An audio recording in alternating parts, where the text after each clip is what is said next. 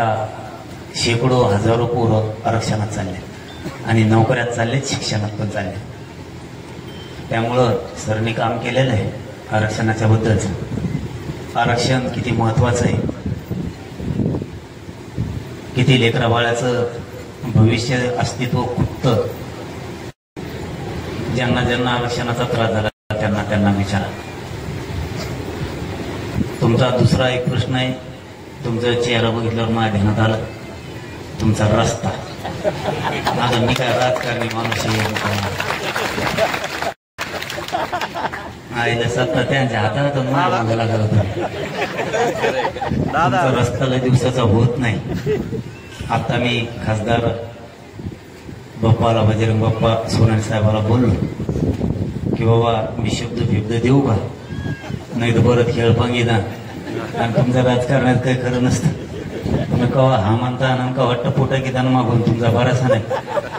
पक्क सांगावं म्हणलं देताना का ते बिचारे सगळे हाले रस्त्या वाचून त्यांना शहरात येणं जाणं, त्यांचे दळणवळण, लेकरं रोज शाळेत जाणं येणं हे थांबलं नाही पाहिजे.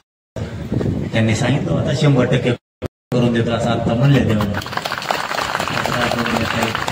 आणि आमदारांनी आहेत ना दोघं जण नाही गेलं या जमच उतळ आला टाकून आपला रस्ता मोकळा होतो देता ना सुविधा.